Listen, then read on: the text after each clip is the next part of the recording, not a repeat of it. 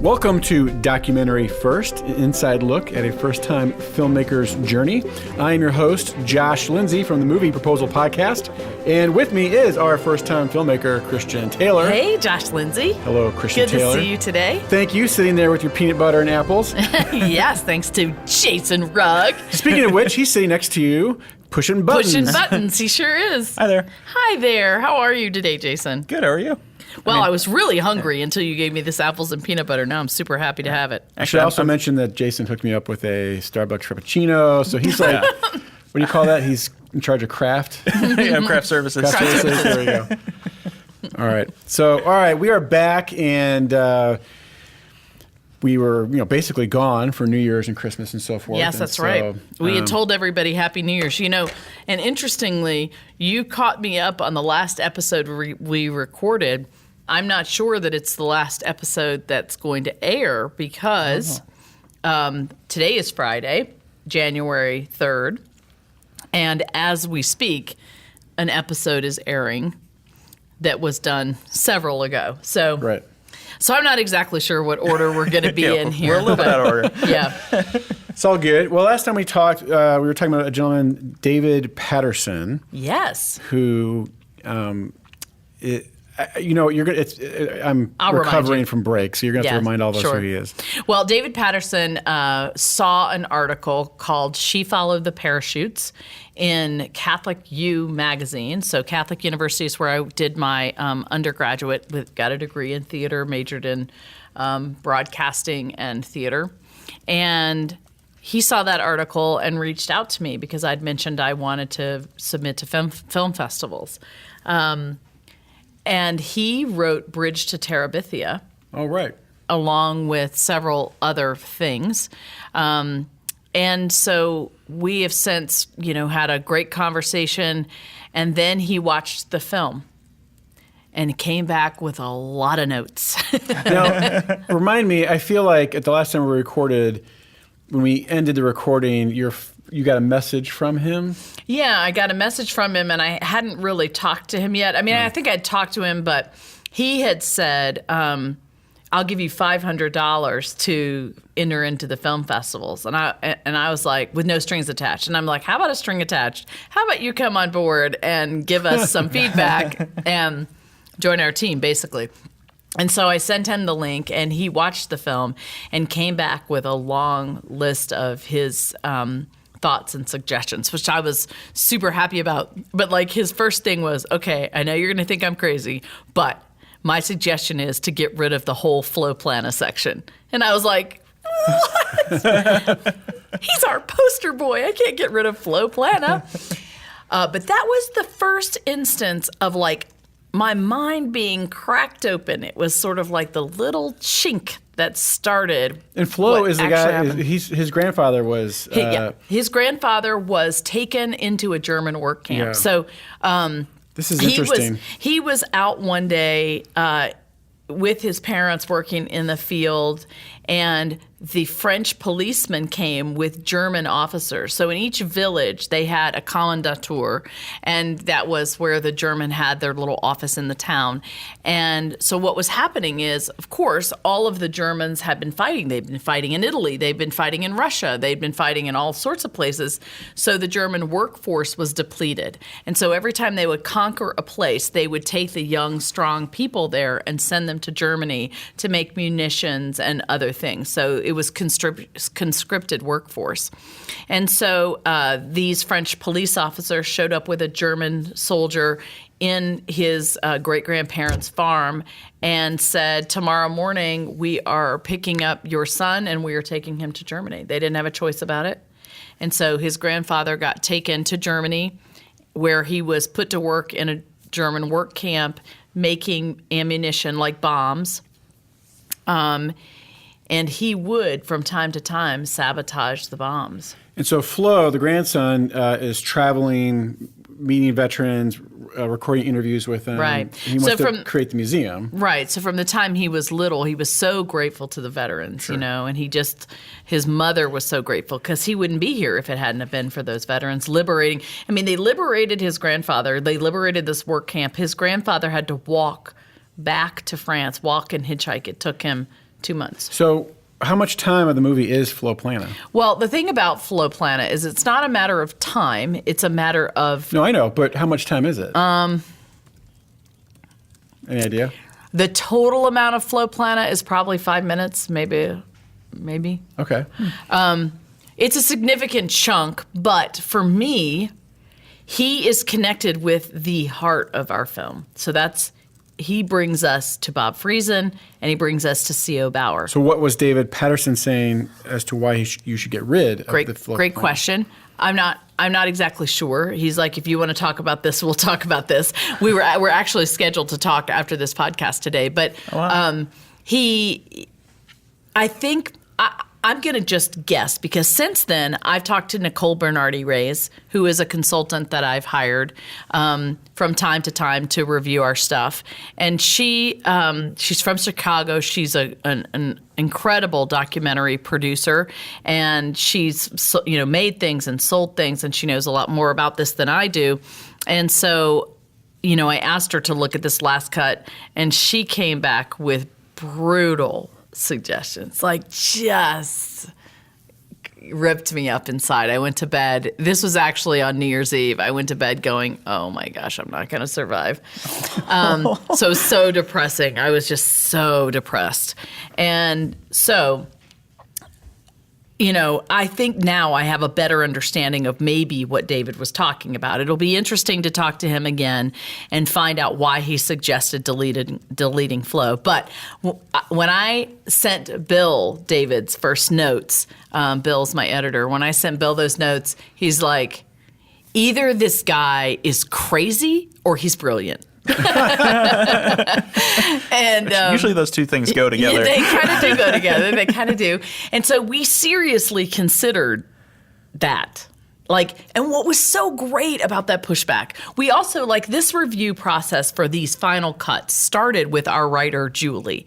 And Julie watched through the film again, and she came in with some, suggested cuts and revisions and rewriting. And so that was the first sort of pushback on all these different decisions we had made in the past.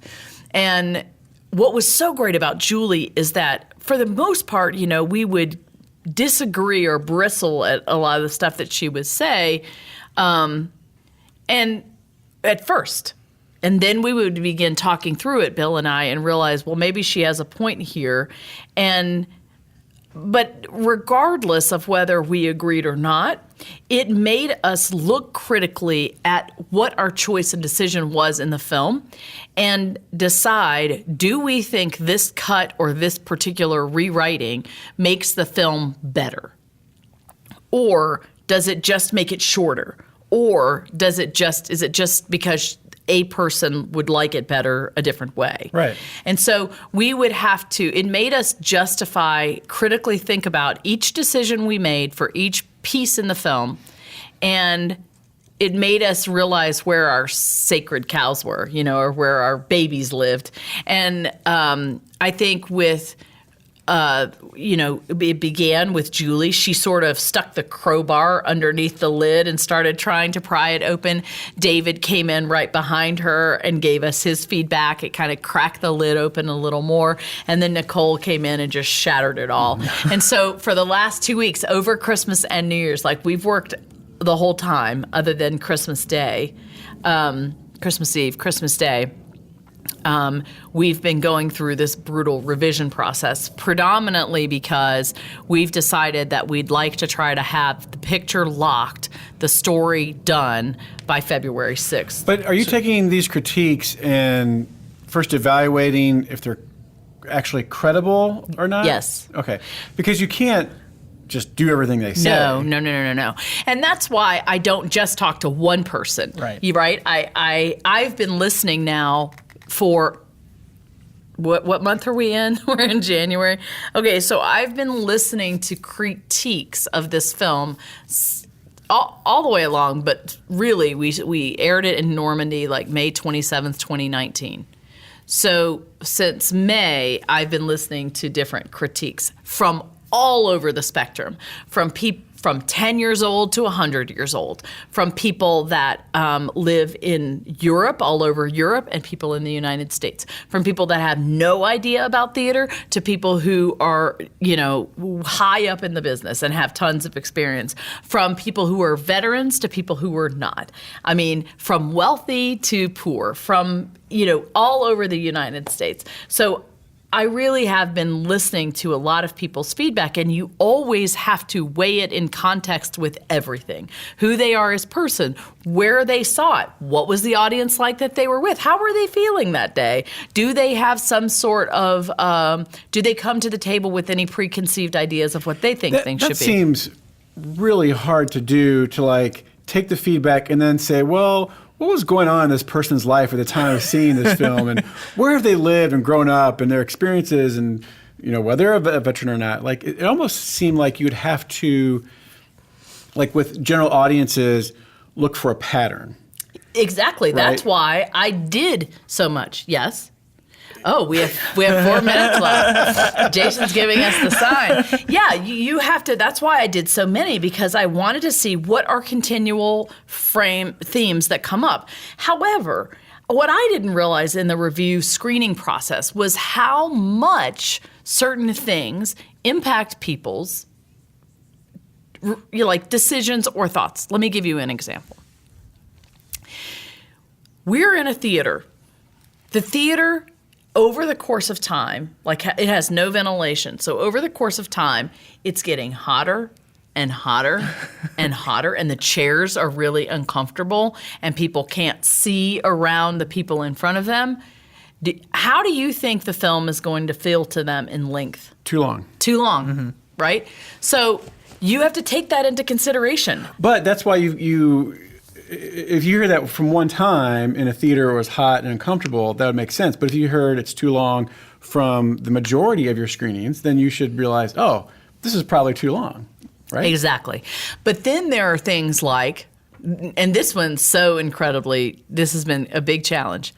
Half of our audience, I feel like I'm in divided America, half of our audience says, do not dub this. Leave it as subtitles. We want to hear the French people. The other half say, please dub this so we don't have to read the subtitles. We want to watch the film, not have to spend time reading it. That's one instance. Another is half of the people say it's too long. The other half say, please don't cut anything. We don't want to lose anything.